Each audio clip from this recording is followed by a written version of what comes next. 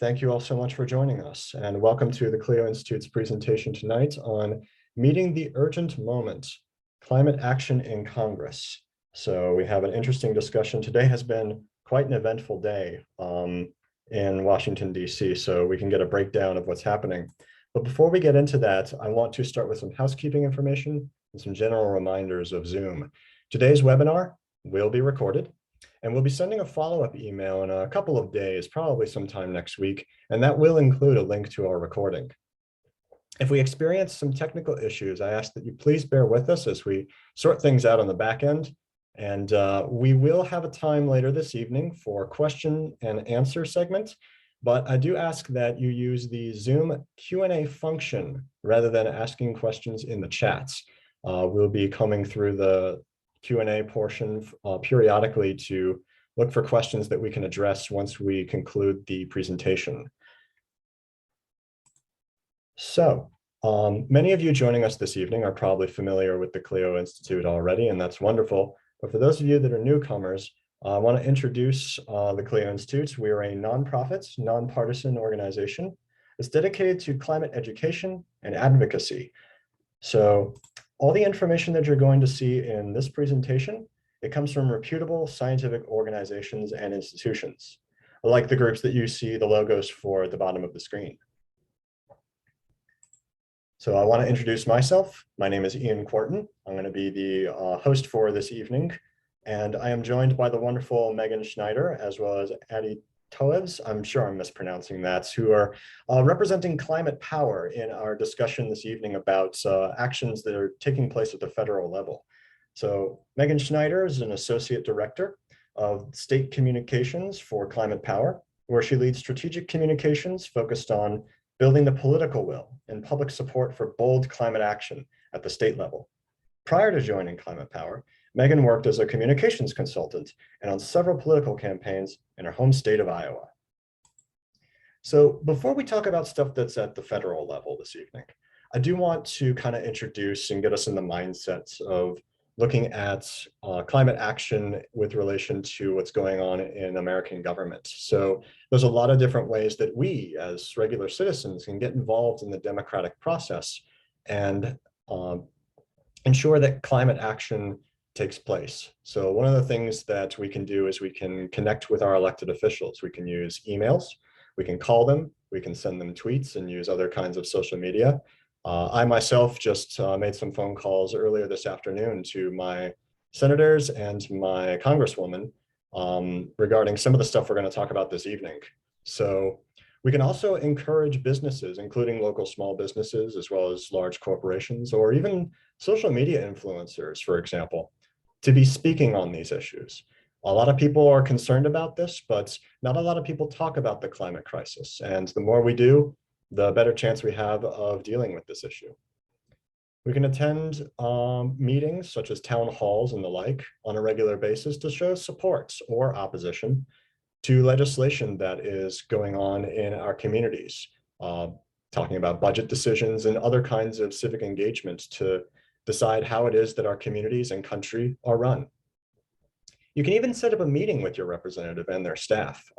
Nowadays with virtual meetings, as we're all familiar, there is a possibility to connect in more ways, but if one has the opportunity to connect in person and speak with an elected official face-to-face, that makes a significant impact. You can also follow local journalists on social media and subscribe to local newspapers. Print media is not dead yet, and you can support the kind of journalism that makes sure that these issues stay in the public sphere and public knowledge by supporting those organizations. And of course, we can organize and educate ourselves and our communities by staying informed about these issues. So one of the things that we're going to talk about, of course, is what's going on at the federal level. But like I was just mentioning, there's things that we can do in our local communities. And I want to kind of introduce this idea that leadership is not a position, it's an action. And so we're concerned and watchful of what's going on at the federal level and what's going on in Congress in Washington, D.C., because these elected officials, these people that, at least in theory, they're supposed to be looking out for our interests. They're elected to take care of our issues for us. And so we expect these individuals to be leading and not simply sitting in big chairs making decisions. We want them to hear our opinions and to take action on the things that are important to us. And perhaps there is no issue as big as the climate crisis. So it takes the size of the federal government to take action on such a scale. And to that, I would like to pass off to our guest this evening. Megan, if you are ready to share screen and get us started, I am very excited to hear about the things that are in motion in Congress. Amazing. Addie is going to share her screen so we can get the presentation queued up. But I'm really excited to be here talking with everyone today. It's a very exciting day in Congress. So the timing here is perfect. Like Ian said, I'm the Associate Director for State Communications at Climate Power. If you don't know Climate Power, we were founded by the Center for American Progress, League of Conservation Voters, and Sierra Club last year in the spring, so that we could bring together research, polling, real people's personal stories, and really drive our leaders to take action against the climate crisis. All right, so Congress has a once-in-a-generation opportunity right now to make the bold kind of change that we need to address the climate crisis. Today was a really big step in the right direction. And so I'm going to talk a little bit about how the climate crisis is impacting Florida, what people want to be done, and then what happened today on the Hill. Florida has among the most to lose and gain at this moment. Since 2010, Florida has been hit by countless climate disasters, which has cost $100 billion in just those 10 years. And with continued inaction, this price will only continue to increase. One of the biggest problems in Florida is extreme heat. Florida is home to 10 of the hottest cities in the entire country, and the way that the heat is dispersed isn't equal. Oftentimes, Black and Brown communities, people in low-income neighborhoods, are affected by what's called the urban heat island effect, which means that their communities are much hotter because concrete traps the heat and there's not trees to take away the heat. This leads to heat-related illnesses, but also higher energy bills. Florida is also experiencing more rapid rising heat than the rest of the country. Right now, there's an average of 25 extreme heat days each year, but that's expected to jump to 130 by 2050, which is really remarkable when you think about it. That's almost half of the year in just 30 years from now. More than 620,000 people in Florida are particularly vulnerable to extreme heat. That's elderly people, people with pre-existing conditions, and we've kind of seen that play out over the last 2 years with COVID-19. People getting sick, waiting outside for testing and that kind of thing. I'm sure it's no surprise that climate change is also fueling more frequent and intense hurricanes, and nobody knows that better than Floridians. Florida is hit by 40% of all of the hurricanes that come to the US. So it's really on the front lines of this crisis, and that's expected to get worse if we don't take immediate action. And it's affecting people's homes. There's more than 2.5 million homes at severe risk of being completely destroyed from an extreme hurricane. Another threat that I think doesn't necessarily come to mind for Floridians is the growing risk of wildfires. Over a quarter of the population is at risk of wildfires in Florida, and that risk grows as extreme heat combined with drought continues becoming a problem due to climate change.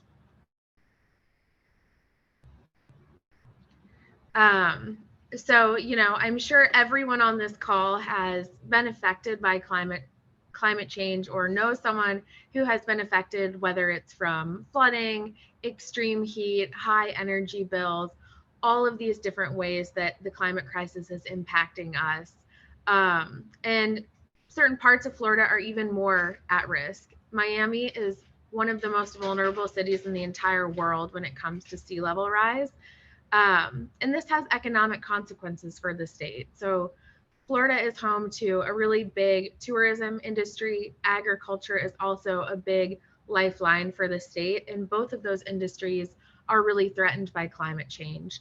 You know, extreme heat, drought, severe storms, and kind of unpredictable cycles of drought and flooding make it really hard for farmers to know how to time their harvest and when to plant crops. But it also threatens the people working in the field. So it's really just kind of a no-win situation where we're at right now. Like I said, the cost of inaction continues rising, and that's why people want Congress to do something about this problem. Floridians know what's at stake, and that's why 75% of Floridians are worried about the climate crisis. You know, in this political climate, there is so much talk about what people can't agree on. And I think it's really important to note that climate is actually an issue that the overwhelming majority of people agree needs action. 80% of likely voters in Florida support investments in clean energy. And, you know, 3/4 want Congress to do something about climate change. That's because people have been being affected by this. We can go to the next slide. So like I said at the top of the presentation, we're really on this brink of transformational change right now. And today we made a huge step towards the change that so many people in Florida and around the country have been really fighting for over the past years and decades. So there's two key pieces of legislation being moved through Congress right now. I think this is one of the pieces that can be confusing for people because these are both really important packages, but they have distinct differences. So the one is the bipartisan infrastructure bill. This is the more traditional infrastructure bill. So it invests in things like physical infrastructure, roads, bridges, transportation, expanding our rail network, and really modernizing our cities to, you know, sustain the kind of economy that we have grown to have.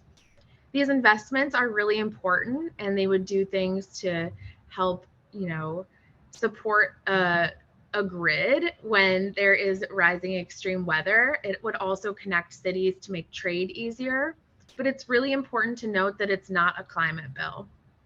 The other package, which is the climate bill, is what's called the Buildback Better Act. This is really something that scientists, environmental justice leaders, the labor groups, they're all agreeing that this is the climate action that science demands.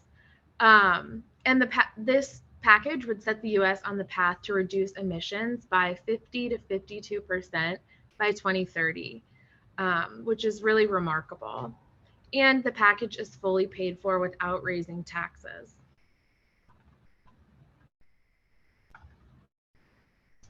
All right, so this morning, I'm sure folks saw the Congress rolled out what's called the framework for the Build Back Better Act. So pretty much what that means is just kind of the specifics of the act. There had been so much negotiation, which I'm sure folks are familiar with, kind of the back and forth on the Hill, really trying to get everyone to come to a consensus on how we could move this transformational change forward. So we learned more this morning about what will be included in the package, and we're really excited about a lot of different pieces. There's a lot of really key investments in climate. So tax incentives are one of the most, one of the biggest piece of the puzzle here. Those will make clean energy more affordable than fossil fuels and really create an incentive structure for corporations to transition from fossil fuels that are poisoning communities and moving towards more sustainable clean energy, which would of course reduce pollution. A key piece of this is replacing large vehicles like school buses and dump trucks, trash trucks, with zero emission alternatives, so electric vehicles. And this would be huge for so many kids and people who rely on buses across the country. There's, I think, 25 million kids who take diesel buses to school every day. And when they're riding to and from school, they're breathing in toxic pollution, which has lifelong consequences. You know, we've seen the science that shows it makes asthma rates higher, it makes test scores lower, and it's really affecting those kids' paths for their future. And so by replacing those diesel buses with electric buses, that will have huge ripple effects for the kids who are taking those buses to school. Another really exciting piece of the framework is that it would lower energy costs for family. A new report from Rhodium found that the average household would save about $500 per year in energy costs under the Build Back Better Act. And all of these changes would create hundreds of thousands of jobs in the US. They're estimating it will be about 600,000 jobs per year from 2022 to 2031. And all of these jobs would have really strong labor standards. They would be incentivized to be union jobs here in the US, and good paying jobs. There's also a big workforce training component and the climate conservation core. So really getting people, especially young people, engaged in their communities and being part of this change. So Florida has so much to gain from these investments. The state has an immense opportunity to really expand the solar sector as well as offshore wind. But two pieces that are if we can go back, two pieces that are really exciting for Florida, I think, are the healthy ports investments to create zero emission port equipment that would reduce the diesel emissions that really poison these port cities and cause health and ecological issues for the surrounding communities. Another piece is investments in agriculture and coastal conservation. By preserving wetlands and really, protecting forests and the natural landscape of so many of Florida's important ecosystems, that helps, reduce flooding and reduce storm surge. So it kind of is one of those key pieces that shows how everything is connected. By taking better care of our natural landscape, we can make sure that these extreme weather events are less destructive.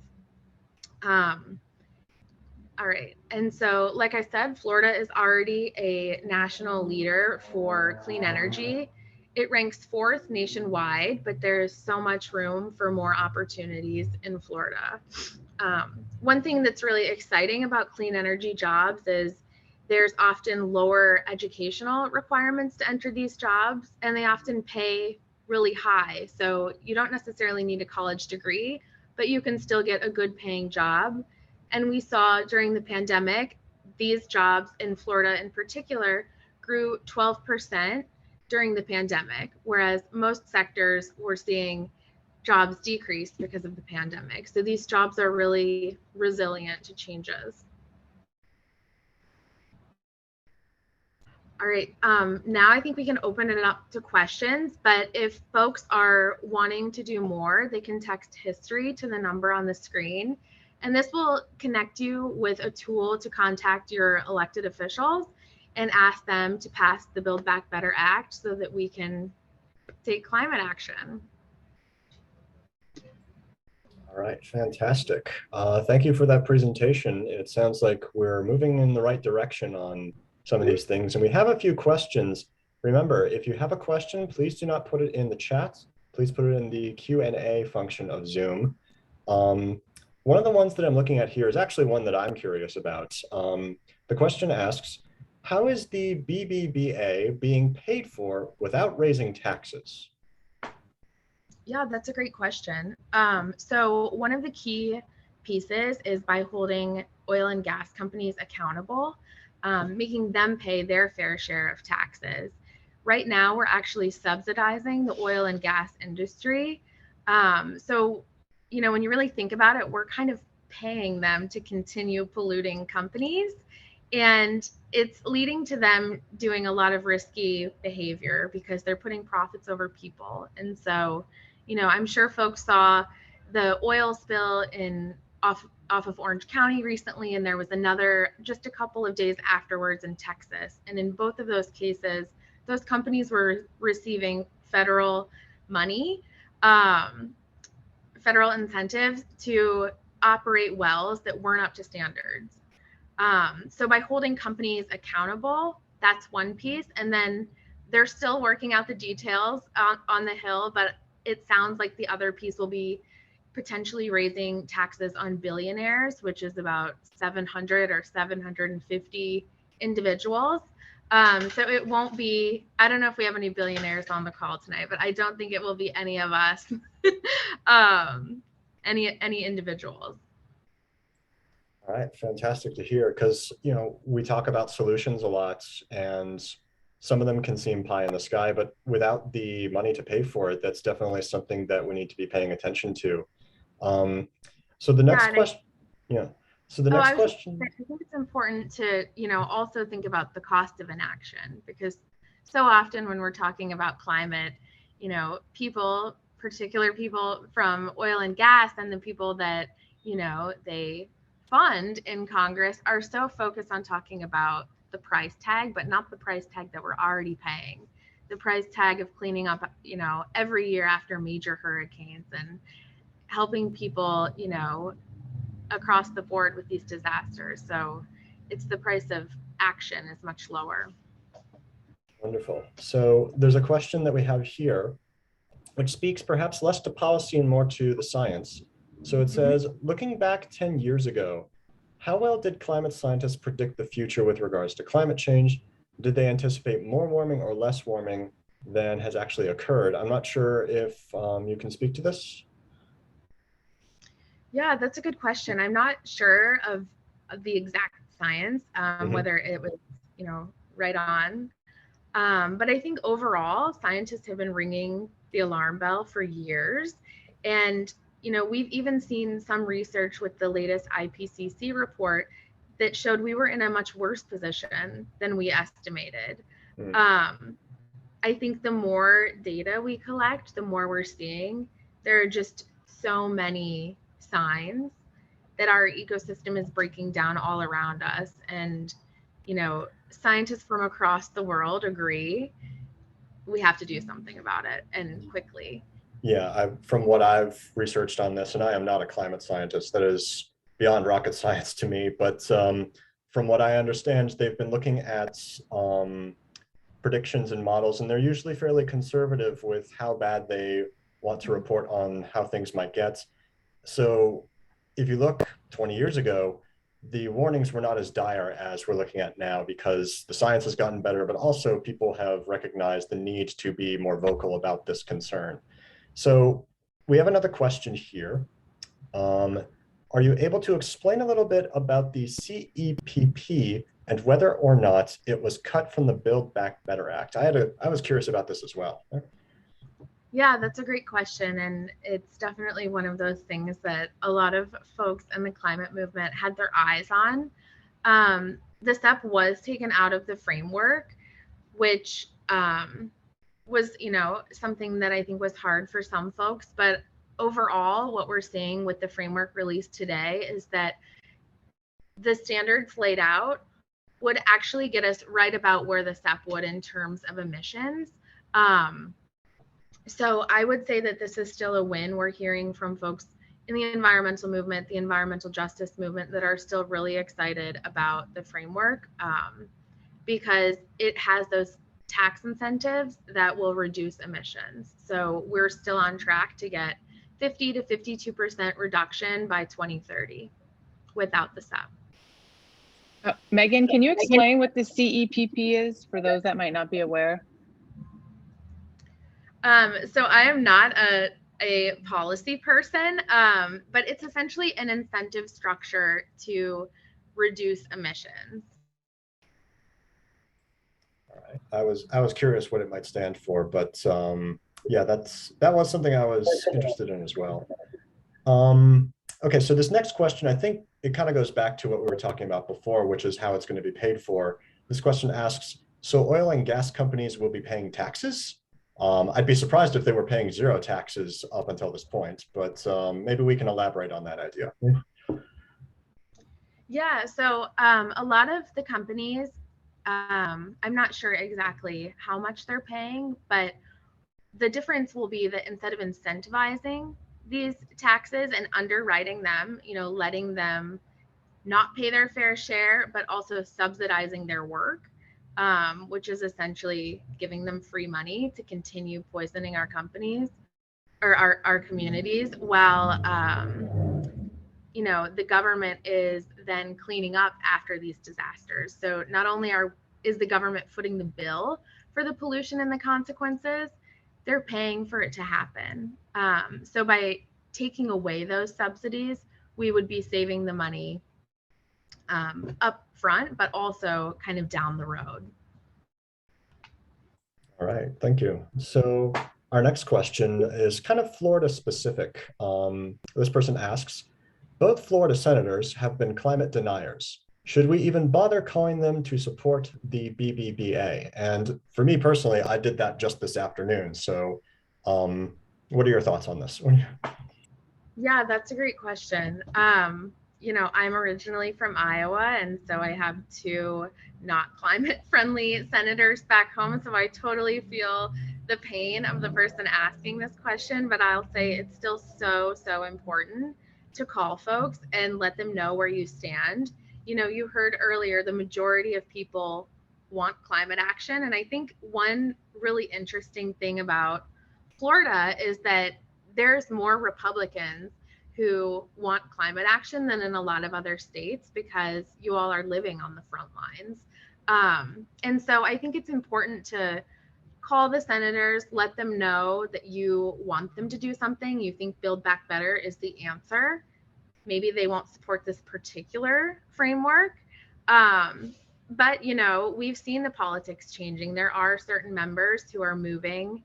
I think the bipartisan infrastructure deal it's not a climate bill, but it is a good example of folks coming together and working towards things that their constituents have said are really important. So, Biden is always talking about the importance of working with the other side, and I totally agree with him on that. So I would call them, and maybe they will eventually listen. And if not, there's elections. There is elections. And I think that by my perspective on it, if I can put my 2 cents in, is that if I don't speak up, they're not going to hear from me. And I don't know if they hear from 1,000 phone calls, 10,000 phone calls, or 6 phone calls. It might be as few as that. I don't know. But if we don't say anything, then they're not going to hear us. And, I kind of have a bit of hesitation in making those calls to elected officials, but it's essentially a matter of leaving a message with a staff member who is then required to pass it on to the representative or senator in question. So, yeah, and I think it's so important to call out, like if you don't say anything, the oil and gas industry is still going to be calling them. So, right, they're the ones that they're listening to. They're only getting the one side of the story. And so it's really important to make sure that they're hearing from people that support climate action as well. And your second point about it can be intimidating, I think is so important, especially for younger people. I think it's important to say, like, Marco Rubio is not going to answer the phone. It's going to be some 20-something staffer, probably someone young who is also scared to make phone calls. And just voicing your concern is so important. It's your power.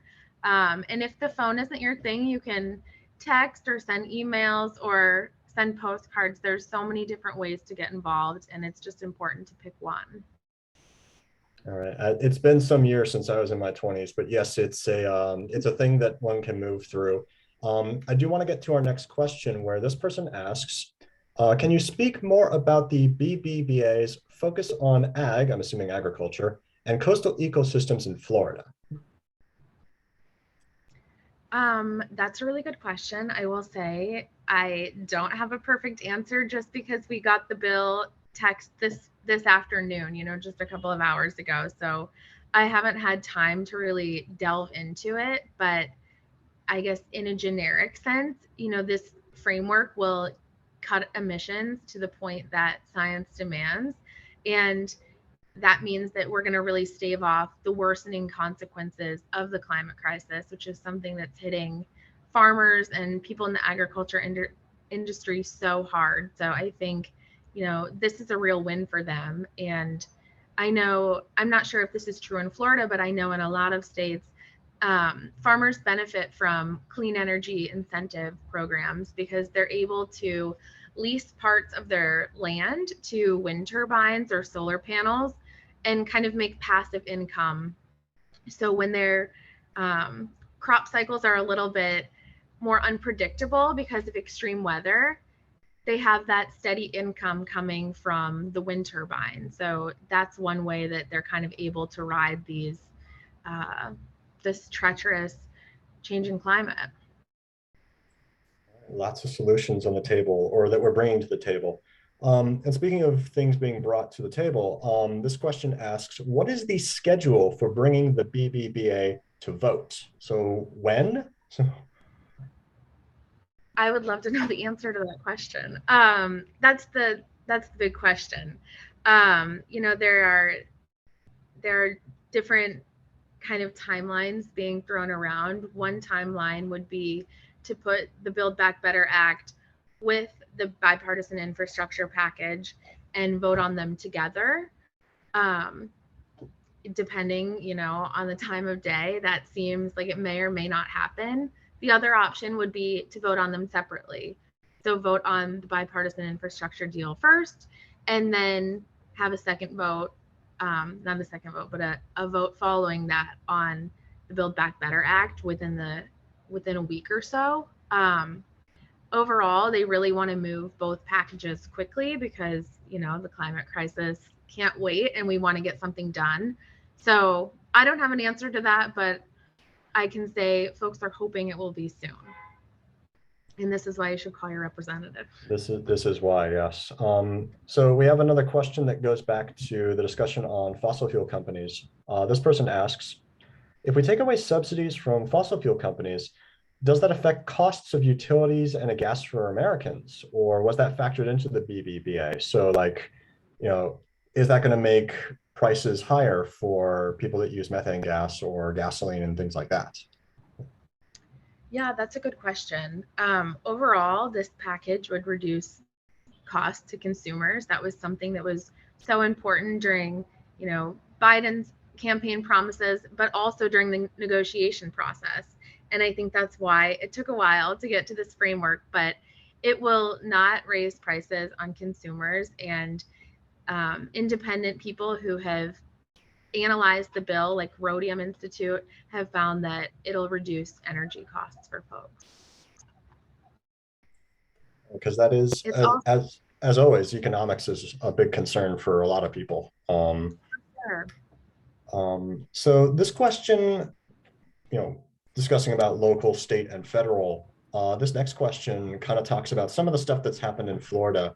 They ask, another interesting thing about Florida is that the Florida legislature has passed legislation that prevents or preempts local governments from moving toward clean renewable energy. Do you think that the BBPA that supersedes state legislation so that local governments could move towards 100% clean renewable energy? So I think they're asking, this is a federal level thing. We have a state level thing that blocks local level things. How might these play with each other? Yeah, that's a really good question. And something that's unique about Florida, this preemption. I don't know the answer to that, but I think one thing I do know about the framework is that it would enhance the role of states. So my guess would be that it would hopefully be able to do that, but I don't know the answer. Sorry. That's fair, because it can get pretty complicated, and I'm definitely no expert on law, let alone how the laws. we've How- just got the bill text a couple of hours ago. So Right. So still this is seems like it's all new through, yeah. territory. Okay, so this person asks, is there funding for climate resilience and adaptation on the BBVA?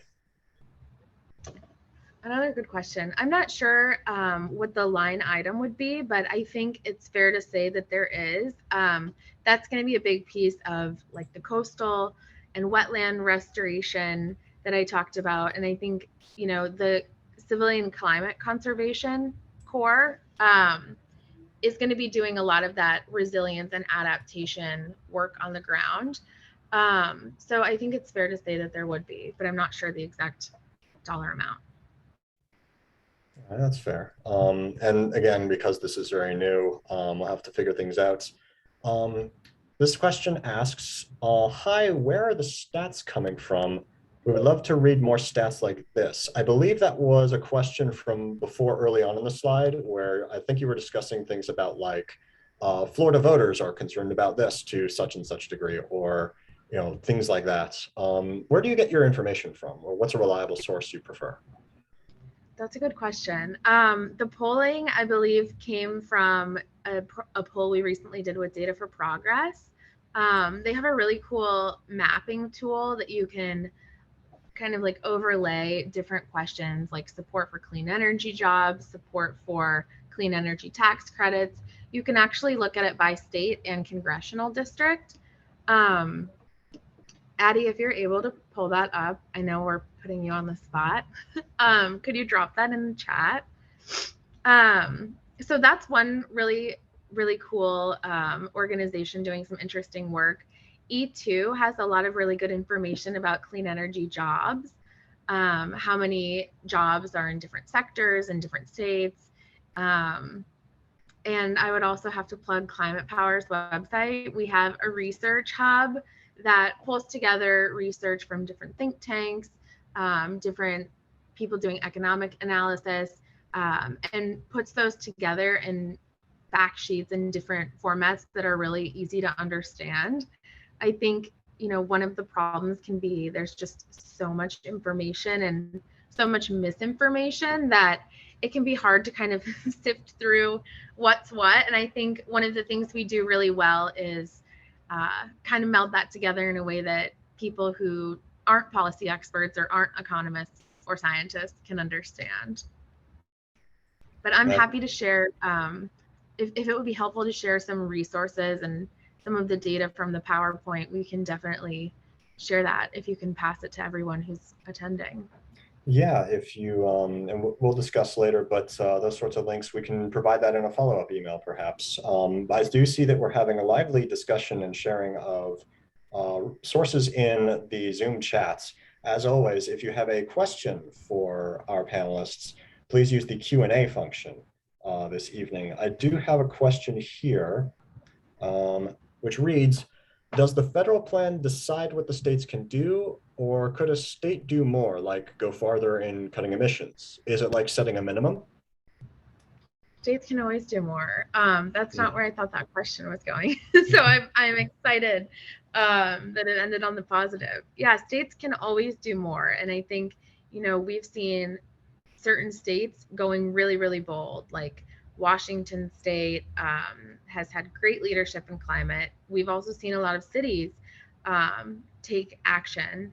And so there's always opportunity to do more. And, you know, that's kind of the direction we're moving in with public opinion. Right, but I was curious as well reading this, like, does it set a minimum? Does it say that a state must do a certain amount? No? I'm not sure, I guess, what you mean by like a minimum. Like states must reduce emissions by a certain standard, or? I guess that's what the question's saying, yeah. So, okay. Yeah, I'm not sure about that. Okay, well, that's fair. Okay, so let's see, we got another question here. So you said that most voters support investing in clean energy in Florida and such. So why is this taking so long to get done? Why is there a disconnect between Congress and us? Huh? Another great question. I feel like we could do a whole presentation on that question. Mhm. You know, in the case of Florida, I think there are two senators who take a lot of money from the oil and gas industry, and so there is an incentive to block action.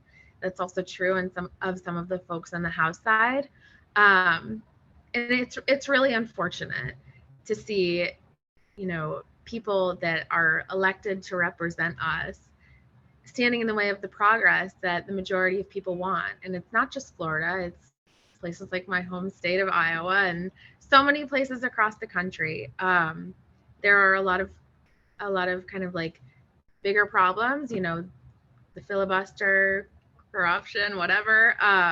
But I think again, this is why it's so important to call your representatives and really push them to take action.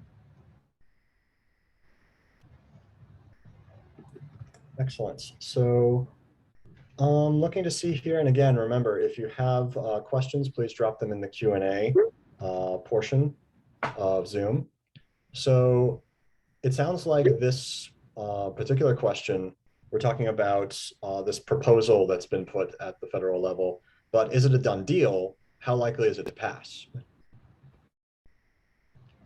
I think it's not a done deal. It is a framework, and of course, that has to be voted on by the House, the Senate, and then signed by the president. I think it's really encouraging that we've been able to get the framework. That was a kind of arduous process to get everyone to come together and agree. So it's really exciting that we were able to get there.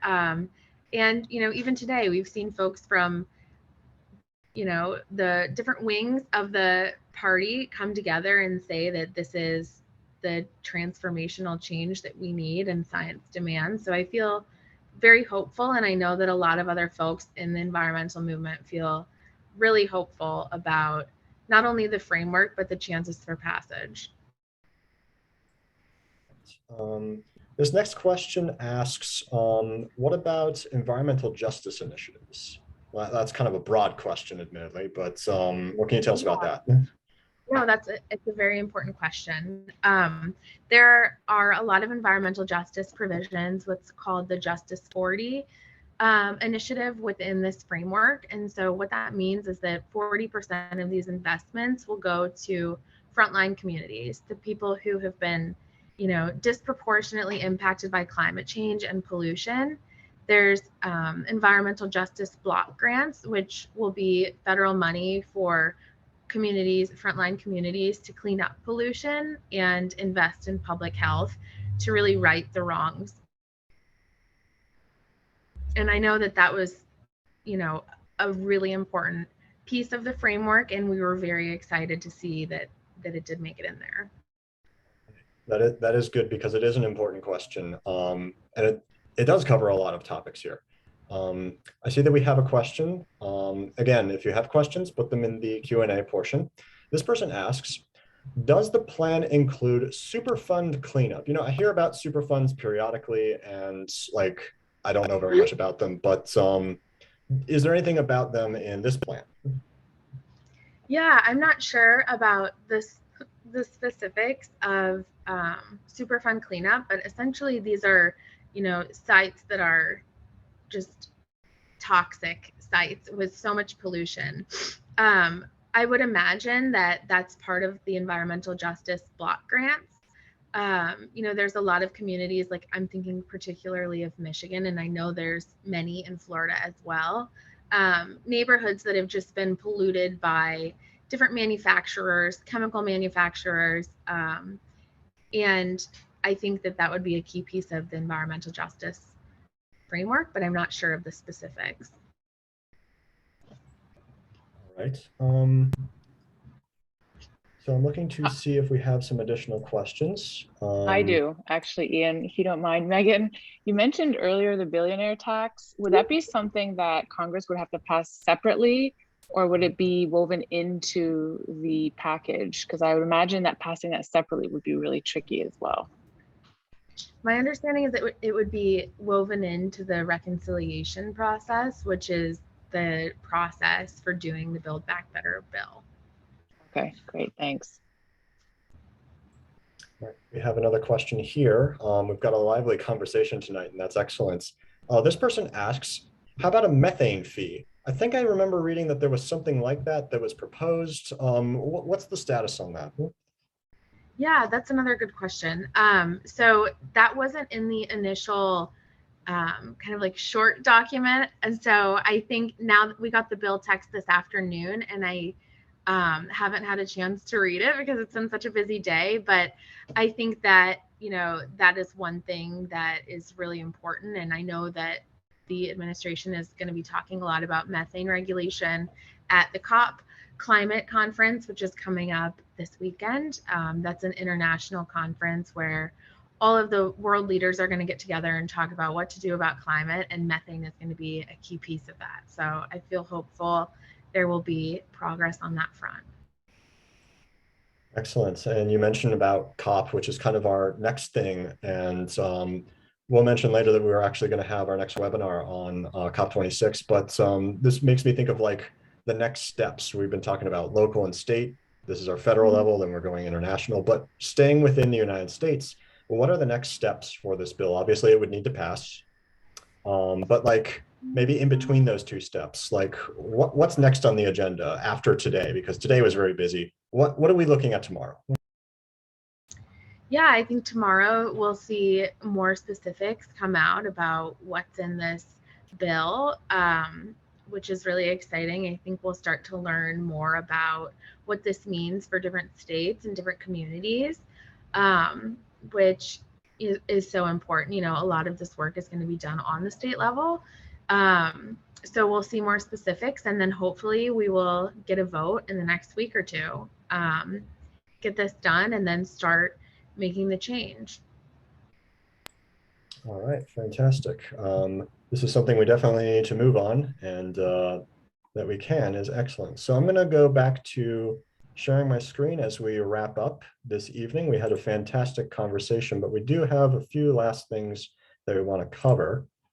I believe I'm screen sharing the correct thing. You should see America's Build Back Better plan kind of in summary that I have here, which discusses about how this is the White House had just launched a website that kind of breaks down details of the framework. I think I may have seen that was shared in the chat before, but this is something that most Americans are providing support for, that we need some kind of a bold framework to be able to accomplish this mission and to be able to invest in the things that are going to cause action. So we commend the people that have been working on this, the presidents, Speaker Pelosi, Leader Schumer, and other environmental champions at all levels of governments, including Congress, because we, starting by cutting pollution in half by 2030 and doing it in a way that's not going to leave disadvantaged communities, communities of color, frontline communities behind, and creating good paying jobs.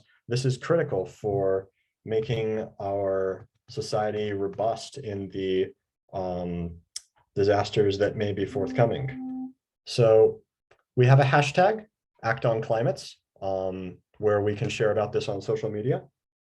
And this is our best, possibly last, hopefully not last, chance to tackle the climate crisis and to invest in our nation's future. So I want to thank everyone for joining us this evening for this CLIO Institute presentation. You can continue to engage with the CLIO Institute with our many initiatives that we have. We give climate presentations in addition to our monthly webinar series, which I'll talk on more in a second. We also have the CLIO Speakers Network. The CLIO Speakers Network is where we train individuals to be familiar with the science, the impacts, the solutions, and communication strategies to be able to begin talking about this very important issue with the ones that we care about. The last cohort of this year finished up, but our upcoming cohort starting off 2022 should be beginning in February. You can check out our website for specifics once they become available. And we also have our Gen CLIO youth movement. If you are a youth or if you know some youth, people that are in school at this time, the Gen CLIO movement's an excellent way for young people to get involved in environmentalism, in civic engagements, and in action on the climate crisis. So we have an action alert.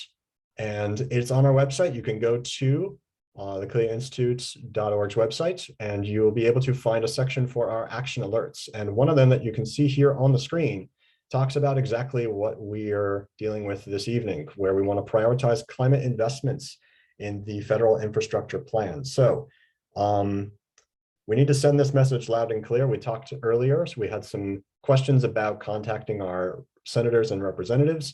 This is the national number that you see on the screen for contacting your senators and contacting your representatives to urge them on climate action, jobs, and justice. So this information, I believe it's on the website, but if you go to our action alert page, you can sign our petition. Petitions are another way that you can communicate with and engage with elected officials and with action on these issues. All right, so thank you for joining us this evening. The next webinar that we're going to have in our last Thursday of the month webinar series is not actually going to be the last Thursday of November. It's going to be the 2nd of December, where we're going to be talking about COP26. As we said, we're looking at local, state, and federal actions. Now we're going international, and we're going to have a review of what happened in COP26, what it means for the United States and for the world, and what sorts of progress can be made on this challenging issue. So some exciting things. If you scan the QR code that you see on your screen, you will be taken to our events page, which will allow you to see all the things that we have coming up on our CLIO calendar. So you can also follow us at the various social media outlets that you see at the bottom. We have a Facebook, an Instagram, a Twitter, and all these other things of the digital age. So with that, I want to thank you all for coming. If we have any other questions, we can stay on, but it looks like we've answered a lot of our inquiries that we have this evening. Megan, do you have any closing thoughts for us as we end the presentation? No, I just want to say thanks so much for having me. And it's always really exciting to talk with people who are also excited about the climate and really taking action in this moment. So thank you all for joining, and thank you for such thought-provoking questions. All right, and thank you for your presentation. I had a lot of questions this evening myself about what was going on. I gotten caught up in my own work, and I know this is important stuff that's going on in Washington, D.C., but it's very easy to not follow these things that do affect all of our lives. So I want to thank you for breaking it down in a very easy to understand way. So of course, and we'll follow up with some of the resources in the presentation. Yes, there will be a follow-up email for everyone that registered for this event tonight.